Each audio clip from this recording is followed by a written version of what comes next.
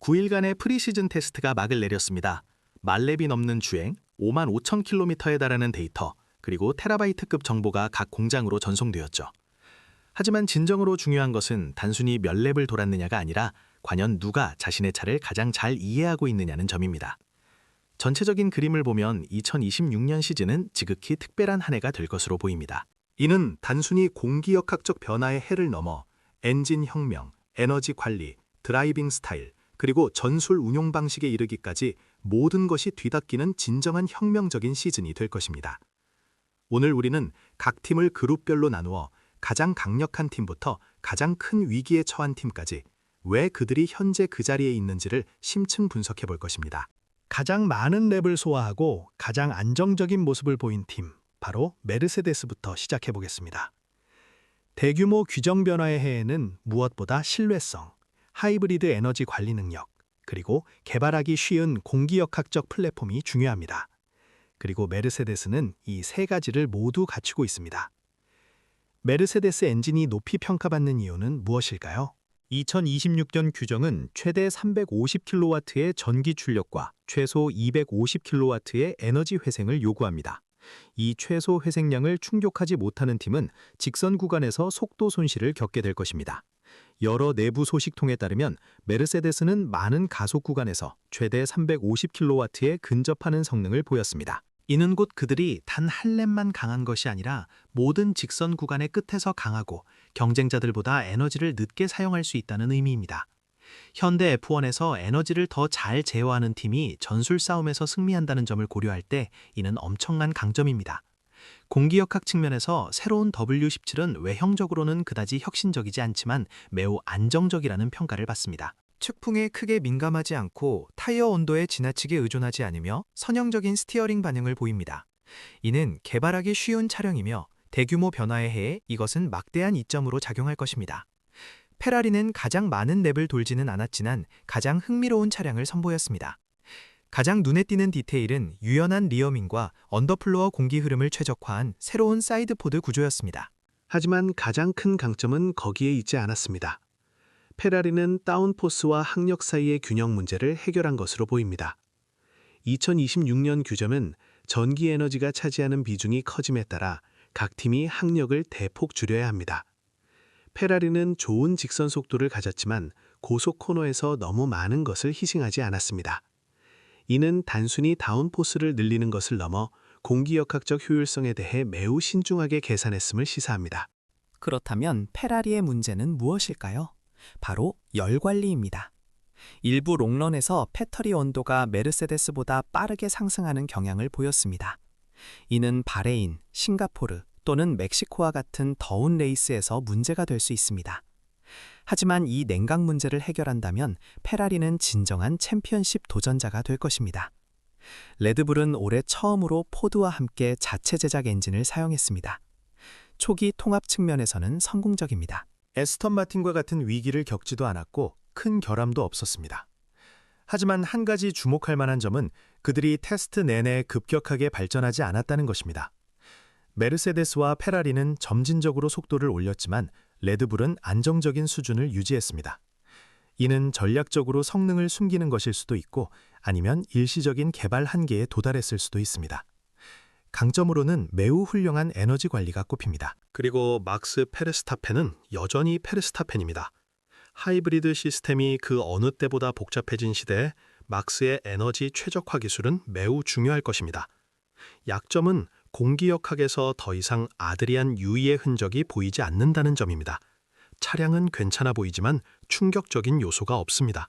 그리고 규정 혁명의 해에 혁신하지 않는 팀은 뒤처질 수 있습니다. 맥라렌은 위기를 겪지도 않았고 그렇다고 강한 인상을 주지도 않았습니다. 그들은 상위 4개 팀의 중간쯤에 위치한 것으로 보입니다. 강점은 좋은 타이어 밸런스와 꽤 안정적인 롱런입니다. 약점은 한 랩 속도가 실제로 뛰어나지 않다는 점과 에너지 최적화 능력이 메르세데스에 미치지 못한다는 것입니다. 맥라렌은 꾸준히 점수를 따는 팀이 될 수 있지만 압도적인 팀은 아닐 것입니다. 알핀은 자체 엔진을 포기하고 메르세데스 엔진을 사용하기로 결정했습니다. 이 결정은 올바른 선택으로 보입니다. 그들은 2025년과 같은 공기역학적 짐덩이가 더 이상 아닙니다. 주목할 만한 점은 차량이 안정적이고 신뢰성이 높다는 것입니다. 일부 서킷에서는 Q3 진출도 가능할 것입니다. 알핀은 챔피언십 도전자는 아니지만 더 이상 최하위권에 머물지도 않을 것입니다. 아우디는 아무것도 없는 상태에서 엔진을 만드는 것이 극도로 어려운 과제임에도 불구하고 실망시키지 않았습니다. 초기 테스트 차량은 아직 거칠었지만 마지막 주말 업그레이드를 통해 확연한 변화를 보였습니다. 강점은 테스트에서 최고의 직선 속도를 보여주었다는 점과 날마다 개선되는 능력입니다. 약점은 여전히 변속 시 부드럽지 않고 브레이킹 구간에서 불안정하다는 것입니다. 2026년 아우디는 학습의 해가 될 수 있지만 그들의 기반은 결코 나쁘지 않습니다. 윌리엄스는 바르셀로나 테스트를 건너뛰고 바레인에서만 테스트를 진행했습니다. 차량이 최소 무게보다 20에서 30kg 더 무겁다는 소문이 있습니다. 트랙에서 보인 징후는 느린 코너 진입, 프런트 락업 등으로 과체중 차량과 유사한 움직임을 보였습니다. 만약 사실이라면 무게를 줄일 경우 잠재력이 있지만 현재로서는 미드필드 경쟁에 충분한 속도를 내지 못하고 있습니다. 캐딜락은 새로운 팀, 새로운 셰시, 새로운 시스템으로 시작했습니다. 거의 750랩을 완료했다는 것만으로도 성공입니다. 그들은 아직 빠르지는 않지만 무너지지는 않았습니다. 올해의 목표는 107% 안에 들고 가능한 한 많은 레이스를 완주하는 것이 될 것입니다. 이제 가장 큰 이야기, 에스턴 마틴에 대해 이야기해 봅시다. F1은 당신이 얼마나 많은 돈을 가지고 있는지, 뉴이가 있는지, 알론소가 있는지에 관심이 없습니다. 충분한 랩을 돌지 못하면 당신은 차량을 이해할 수 없습니다. 394랩은 극히 위험한 숫자입니다. 문제는 무엇이었을까요? 바르셀로나에서 차량이 준비되지 않았고 부품이 부족했으며 혼다 엔진 결함이 있었고 레이스 거리 시뮬레이션조차 완료하지 못했습니다. 하지만 가장 큰 문제는 그들에게 데이터가 없다는 것입니다. 데이터가 없으면 문제가 어디에서 시작되었는지 알 수 없습니다. 혼다 엔진의 경우 F1 철수 후 복귀 결정은 2026년 개발 과정을 18개월 동안 중단시켰습니다. 그 18개월 동안 메르세데스는 앞으로 나아갔고 페라리도 나아갔으며 레드불도 발전했고 아우디는 시작했습니다. 하지만 혼다는 정체되어 있었습니다. 그 결과 배터리 회생 능력이 250kW에 미치지 못하는 것으로 나타나는데 이는 새로운 규정 하에서는 재앙적인 결과입니다. 2026년 시즌의 전반적인 그림을 보면 우리는 뚜렷한 3개의 티어를 볼 수 있습니다. 첫 번째 티어는 메르세데스, 페라리, 레드불, 그리고 아마도 맥라렌입니다. 두 번째 티어는 알핀, 아우디, 레이싱 불스입니다. 마지막 세 번째 티어는 윌리엄스, 캐딜락, 에스턴 마틴입니다. 하지만 2026년의 흥미로운 점은 개발 경쟁이 그 어느 때보다 치열할 것이라는 점입니다. 2달 동안 정체하면 0.5초를 잃을 것입니다. 과연 누가 진정한 챔피언십 도전자가 될까요? 테스트를 기준으로 볼 때 메르세데스는 가장 강력한 기반을 가지고 있고 페라리는 가장 혁신적이며 레드불은 최고의 드라이버를 보유하고 있습니다. 그리고 시즌에 가장 강력하게 시작할 수 있는 팀을 꼽아야 한다면 저는 메르세데스를 선택할 것입니다. 하지만 F1은 2월에 결정되는 것이 아니라 11월에 결정됩니다. 우리는 2월의 사전 테스트가 11월 챔피언십의 서막에 불과하다는 것을 잘 알고 있습니다. 하지만 이 짧은 9일간의 서막 속에서도 각 팀의 숨겨진 이야기와 다가올 시즌의 드라마를 엿볼 수 있었습니다. 단순히 몇 바퀴를 돌았는지가 중요한 것이 아니라 누가 이 복잡하고 새로운 규정을 가장 깊이 이해하고 있는가가 핵심입니다. 오늘 우리는 가장 강력한 우승 후보들부터 잠재력 있는 다크호스, 그리고 위기에 처한 팀들까지 그들이 현재 왜 그 자리에 서 있는지 심층적으로 파고들 것입니다. 가장 먼저 메르세데스입니다. 그들은 사전 테스트에서 가장 많은 랩을 돌았고 가장 일관된 퍼포먼스를 보여주며 2026년 시즌의 벤치마크를 제시했습니다. 새로운 규정의 해에 가장 중요한 3가지 요소, 즉 신뢰성, 하이브리드 에너지 관리 능력, 그리고 개발이 용이한 공기역학적 플랫폼을 메르세데스는 모두 갖추고 있습니다. 메르세데스 엔진은 왜 그렇게 높이 평가될까요? 2026년 규정은 최대 350kW의 전기 출력과 최소 250kW의 에너지 회생을 요구합니다. 이 최소 회생 수준을 충족하지 못하면 직선 구간에서 속도 손실이 막대할 수밖에 없습니다.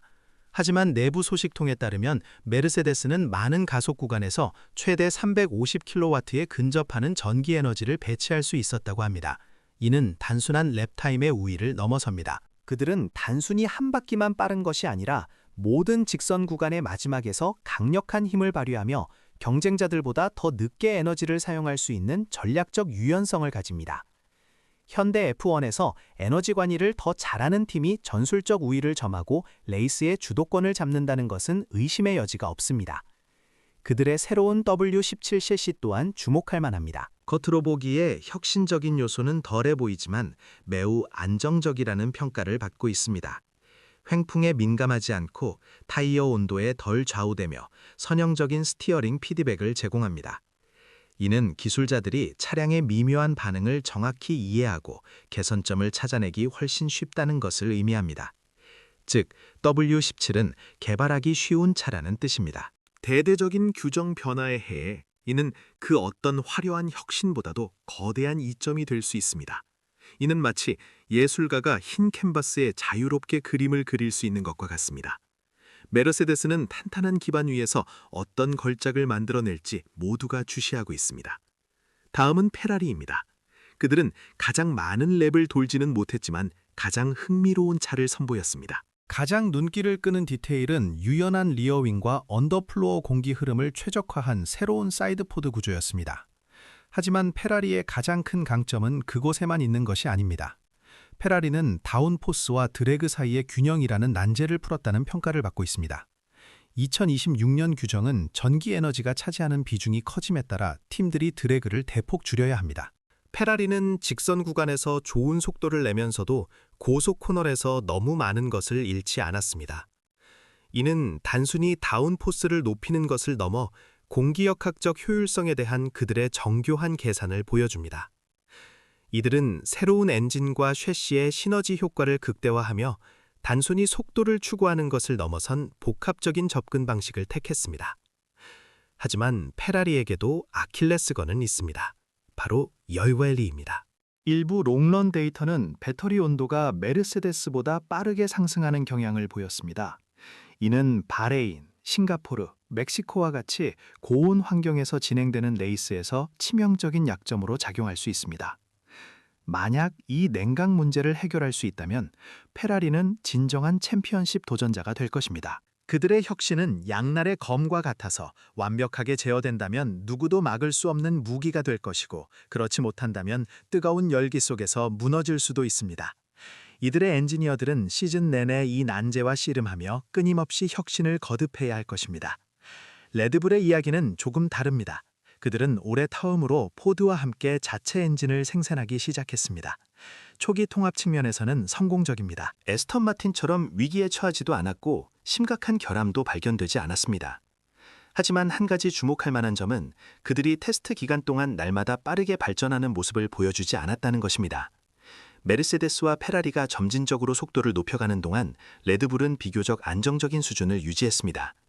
이것이 그들이 진정한 속도를 숨기고 있는 모래주머니 전략일까요? 아니면 일시적으로 개발의 한계에 도달한 것일까요?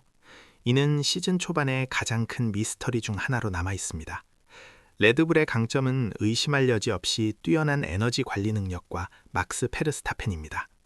그 어느 때보다 하이브리드 시스템이 복잡해진 시대에 맥스의 에너지 최적화 기술은 매우 중요하게 작용할 것입니다. 그는 차의 단점을 자신의 기량으로 상쇄하고 최대한의 퍼포먼스를 이끌어낼 수 있는 유일무이한 드라이버입니다. 하지만 약점도 있습니다. 에이드리안 유이의 손길이 사라진 공기역학 디자인은 더 이상 유이의 흔적을 찾기 어렵습니다. 차는 안정적으로 보이지만 과거의 레드불처럼 충격적인 혁신 요소는 보이지 않습니다. 규정 혁명의 해에 창의적이지 못한 팀은 뒤처질 위험이 있습니다. 뉴에의 그림자에서 벗어나 레드불이 어떻게 자신만의 길을 개척해 나갈지, 아니면 위대한 드라이버 페르스타펜의 어깨에 모든 짐을 지울지는 지켜봐야 할 일입니다. 다음은 맥라렌입니다. 그들은 위기를 겪지도 않았고 그렇다고 강한 인상을 주지도 않았습니다. 탑4의 중간쯤에 위치하는 것으로 보입니다. 맥라렌의 강점은 좋은 타이어 밸런스와 안정적인 롱런 페이스입니다. 이는 레이스 당일의 꾸준한 득점을 기대하게 합니다. 하지만 단점으로는 1랩 속도가 아직 눈에 띄게 뛰어나지 않고 에너지 최적화 능력 또한 메르세데스에 미치지 못한다는 점이 있습니다. 맥라렐은 꾸준히 점수를 획득하는 팀이 될 수는 있지만 아직 압도적인 팀은 아닙니다. 그들은 상위권 팀들이 흔들릴 때 기회를 잡을 수 있는 다크호스 역할을 할 수 있을 것입니다. 시즌 내내 개발 경쟁에서 얼마만큼의 진전을 이룰 수 있느냐가 관건입니다. 알핀은 올해 자체 엔진을 포기하고 메르세데스 엔진을 사용하기로 한 결정이 옳았음을 입증했습니다. 그들은 더 이상 2025년처럼 공기역학적 족소에 묶이지 않은 것으로 보입니다. 차는 안정적이고 신뢰성이 높으며 특정 서킷에서는 Q3 진출도 가능할 것입니다. 알핀은 챔피언십 도전자는 아니지만 더 이상 최하위에 머무르지도 않을 것입니다. 중위권에서 치열한 경쟁을 펼치며 꾸준히 포인트를 노릴 수 있는 팀으로 거듭날 잠재력을 보여주었습니다. 아우디의 등장은 매우 흥미로운 대목입니다. 백지 상태에서 엔진을 만드는 것은 극도로 어려운 임무지만 아우디는 실망시키지 않았습니다. 초기 테스트 차량은 다소 거칠었지만 마지막 주 업그레이드는 확연한 변화를 가져왔습니다. 테스트에서 가장 뛰어난 직선 속도를 자랑했으며 날마다 개선되는 능력을 보여주었습니다. 물론 단점도 있습니다. 다운시프트 시 부드러움이 부족하고 브레이킹 존에서 아직 안정적이지 않습니다. 2026년은 아우디에게 학습의 해가 되겠지만 그들의 기반은 결코 나쁘지 않습니다. 새로운 규정의 기회를 잡아 얼마나 빨리 발전할 수 있을지 기대됩니다. 이제 윌리엄스의 이야기입니다. 그들은 바르셀로나 테스트를 건너뛰고 바레인에서만 테스트를 진행했습니다. 차가 최소 무게보다 20-30kg 더 무겁다는 소문이 돌았습니다. 실제로 코너링 시 속도가 느리고 프론트 휠이 잠기는 현상 등 과체중 차량과 유사한 움직임을 보였습니다. 만약 이 소문이 사실이라면 무게를 줄였을 때 잠재력이 있다는 뜻입니다. 하지만 현재로서는 중위권 경쟁에 충분한 속도를 가지고 있지 못합니다. 캐딜렉은 신생팀으로서 새로운 셰시와 시스템을 처음부터 만들었음에도 불구하고 거의 750랩을 완주했다는 것 자체가 성공입니다. 그들은 아직 빠르진 않지만 무너지지도 않았습니다. 올해의 목표는 107%로를 통과하고 최대한 많은 레이스를 완주하는 것이 될 것입니다. 그리고 마지막으로 가장 큰 위기에 직면한 에스턴 마틴입니다. F1은 당신이 얼마나 많은 돈을 가졌는지, 에이드리안 유이가 팀에 합류했는지, 페르난도 알론소가 드라이버로 있는지에 관심이 없습니다.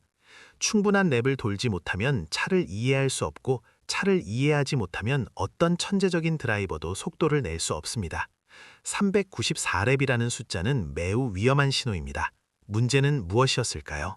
바르셀로나에서 차량이 준비되지 않았고 부품이 부족했으며 혼다 엔진 결함까지 겹쳤습니다. 레이스 시뮬레이션조차 제대로 완료하지 못했습니다. 하지만 가장 큰 문제는 그들에게 데이터가 없다는 것입니다.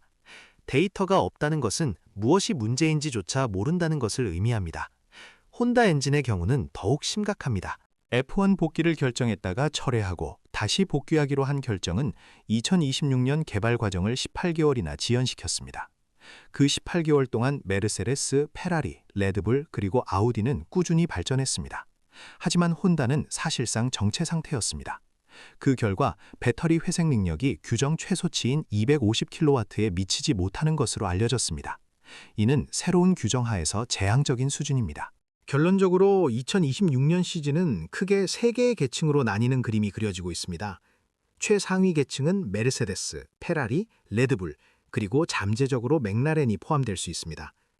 다음 계층에는 알핀, 아우디, 그리고 레이싱불스가 자리하고 있습니다. 그리고 마지막 계층은 윌리엄스, 캐딜락, 에스턴 마틴입니다. 하지만 2026년의 가장 흥미로운 점은 개발 경쟁이 그 어느 때보다 치열할 것이라는 점입니다. 단 2달 동안 정체하면 0.5초를 잃을 수도 있습니다. 누가 진정한 챔피언십 도전자가 될까요? 테스트를 기준으로 볼 때 메르세데스는 가장 강력한 기반을 가지고 있고 페라리는 가장 혁신적이며 레드불은 최고의 드라이버를 보유하고 있습니다. 그리고 시즌을 가장 강력하게 시작할 수 있는 팀을 꼽아야 한다면 저는 메르세데스를 선택할 것입니다. 하지만 F1은 2월에 결정되는 것이 아니라 길고 긴 11월의 여정 끝에 결정됩니다. 진정한 전쟁은 이제 막 시작될 뿐입니다. 진정한 전쟁은 이제 막 시작될 뿐입니다. 우리가 9일간의 프리시즌 테스트를 통해 얻은 수만 킬로미터의 주행 데이터와 수 테라바이트의 정보는 2026 시즌이라는 거대한 드라마의 서막에 불과합니다. 새롭게 바뀐 규정은 모든 팀에게 미지의 영역을 선사했고, 이 미지의 영역을 얼마나 빨리 탐험하고 이해하며 정복하느냐가 이번 시즌의 진정한 승패를 가를 것입니다. 단순한 속도 경쟁을 넘어 기술 혁신과 적응력, 그리고 에너지 관리의 효율성이 그 어느 때보다 중요해진 지금, 각 팀은 각자의 강점과 약점을 가지고 이 격동의 시기를 맞이하고 있습니다. 최상위권에서는 메르세데스, 페라리, 그리고 레드불이라는 세 거인이 각기 다른 방식으로 챔피언십을 노리고 있습니다. 메르세데스는 견고한 기반과 탁월한 하이브리드 에너지 관리 능력으로 초반 우위를 점할 것으로 보입니다. 그들의 W17은 혁신적이지는 않지만 매우 개발하기 쉬운 플랫폼이라는 점에서 롱런의 강점을 가질 것입니다. 하지만 페라리의 대담한 공기역학과 드래그 최소화 기술은 잠재적인 폭발력을 가지고 있습니다.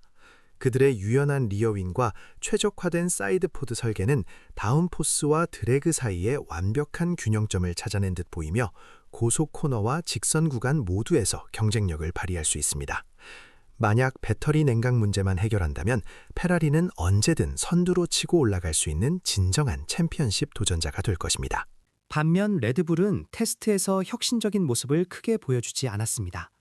첫 자체 제작 엔진임에도 불구하고 초기 통합은 성공적이었으나 테스트 기간 내내 속도 향상이 점진적이지 않았다는 점은 의문을 넘깁니다. 이것이 그들의 전술적 숨기기일지 아니면 일시적인 개발 정체일지는 시즌이 시작되어야만 알 수 있습니다. 하지만 막스 베르스타펜이라는 최고의 드라이버와 숙련된 팀은 언제나 무시할 수 없는 존재이며, 특히 복잡해진 하이브리드 시대의 막스의 에너지 최적화 능력은 그들의 가장 큰 무기가 될 것입니다. 이 세 팀 간의 치열한 기술 개발 경쟁과 드라이버들의 명승부는 시즌 내내 F1 팬들을 흥분시킬 것입니다. 그 뒤를 맹렬히 추격하는 맥라렌은 안정적인 타이어 관리와 꾸준한 롱런 페이스를 바탕으로 상위권 팀들과의 격차를 줄이며 중위권 선두를 지키려 할 것입니다. 그들은 화려함보다는 꾸준함으로 포인트를 쌓아나갈 가능성이 큽니다. 중위권에서는 알파인, 아우디, 그리고 레이싱 불스가 새로운 질서를 형성할 준비를 하고 있습니다. 메르세데스 엔진으로 전환한 알파인은 더 이상 공기역학적 족쇄에 묶이지 않고 안정성과 신뢰성을 바탕으로 Q3 진입을 목표로 할 것입니다. 그들의 결정은 현재로서는 매우 성공적으로 보이며 특정 서킷에서는 깜짝 활약을 보여줄 수도 있습니다. 가장 흥미로운 팀은 아우디입니다. 맨땅에서 시작했지만 테스트에서 보여준 놀라운 직진 속도와 주행 안정성의 개선폭은 그들의 잠재력을 증명합니다. 비록 변속기 반응성이나 브레이킹 존에서의 안정성 부족 문제가 남아있지만 이 부분을 개선한다면 아우디는 신생팀임에도 불구하고 시즌 후반으로 갈수록 강력한 다크호스가 될 수 있습니다. 레이싱 불스는 여전히 레드불의 기술적 지원을 받으며 중위권에서 꾸준한 성적을 기대할 수 있으며 예상치 못한 순간에 포인트를 획득하며 혼란을 줄 수 있습니다. 하지만 하위권에는 심각한 위기와 함께 도전이 기다리고 있습니다. 가장 큰 위기에 처한 팀은 단연 에스턴 마틴입니다. 394랩이라는 처참한 주행 기록은 그들에게 치명적인 데이터 부족을 초래했습니다. 혼다 엔진의 배터리 재충전 능력 부족은 2026 규정하에서 가장 큰 재앙으로 다가올 것입니다. 페르난도 알론소의 뛰어난 기량만으로는 이 거대한 기술적 난관을 극복하기 어려울 것입니다. 이들은 시즌 초반부터 엄청난 압박감에 시달릴 것이며, 과연 이 위기를 얼마나 빨리 벗어나 데이터 격차를 메울 수 있을지가 관건입니다. 윌리엄스는 차량 무게 문제로 인해 발목을 잡힐 가능성이 높습니다. 소문에 따르면 최소 무게보다 20-30kg 무겁다는 주장은 그들의 코너링 속도와 브레이킹 존에서의 불안정성을 설명해 줍니다. 무게를 줄이는 것이 가능하더라도 그 과정에서 또 다른 문제가 발생할 수도 있습니다. 캐딜락은 신생팀으로서의 도전 과제를 안고 있습니다. 750랩 완주라는 성과 자체는 성공적이지만 107% 룰을 통과하고 많은 랩을 완주하는 것이 그들의 최우선 목표가 될 것입니다. 이들 하위권 팀들은 매 레이스마다 생존과 발전을 위한 처절한 싸움을 벌여야 할 것이며 시즌 중반까지 얼마나 발전하는지가 그들의 미래를 결정할 것입니다. 결론적으로 2026년 시즌을 관통하는 가장 중요한 키워드는 개발 속도와 에너지 관리입니다. 초반에 누가 우위에 있든 얼마나 빨리 차량을 이해하고 개선하며 새로운 규정에 적응하느냐가 결국 승패를 가를 것입니다. 에너지를 효율적으로 배포하고 회수하는 능력은 이제 단순한 기술적 우위를 넘어 드라이버의 주행 방식과 팀의 전략을 지배하는 핵심 요소가 될 것입니다. 특히 바레인, 싱가포르, 멕시코와 같은 고온의 트랙에서는 배터리 과열 문제가 승패를 가르는 결정적인 요인이 될 수도 있습니다. 모든 팀은 시즌 내내 이 두 가지 숙제를 풀어야 할 것이며 이는 F1 역사상 가장 치열한 기술 전쟁 중 하나가 될 것입니다. F1은 언제나 예측 불가능한 드라마를 선사합니다. 특히 이렇게 대대적인 규정 변화가 있었던 시즌에는 더욱 그렇습니다. 시즌 초반의 판도가 시즌 내내 유지될 것이라는 보장은 어디에도 없습니다. 단 한 번의 업데이트, 단 한 번의 기술적 돌파가 순위를 뒤바꿀 수 있습니다. 드라이버의 실력, 팀의 전략, 그리고 때로는 행운까지 모든 요소가 복합적으로 작용하며 챔피언십의 향방을 결정할 것입니다. 우리는 역사상 가장 흥미진진한 F1 시즌 중 하나를 목격할 준비가 되어 있습니다. 2026년은 단순한 속도 경쟁을 넘어선 기술 혁신, 에너지 효율, 그리고 인간의 한계에 도전하는 진정한 경주가 될 것입니다. 2월의 테스트는 그저 맛보기에 불과했습니다. 이제 엔진이 포효하고 타이어가 비명을 지르며 세계 최고의 드라이버들이 자신의 모든 것을 쏟아붓는 장대한 여정이 시작됩니다. 누가 이 격동의 시기를 헤쳐나가 최종 왕관을 차지할지는 아무도 알 수 없습니다. 오직 시간만이 말해줄 것입니다. 하지만 한 가지 확실한 것은 이번 시즌은 우리에게 잊을 수 없는 순간들과 함께 F1의 새로운 역사를 써내려갈 것이라는 점입니다. 진정한 챔피언은 스프린터가 아니라 이 길고 험난한 마라톤을 완주하고 모든 역경을 극복한 자에게 돌아갈 것입니다. F1 2026 시즌, 이제 그 위대한 막이 오릅니다.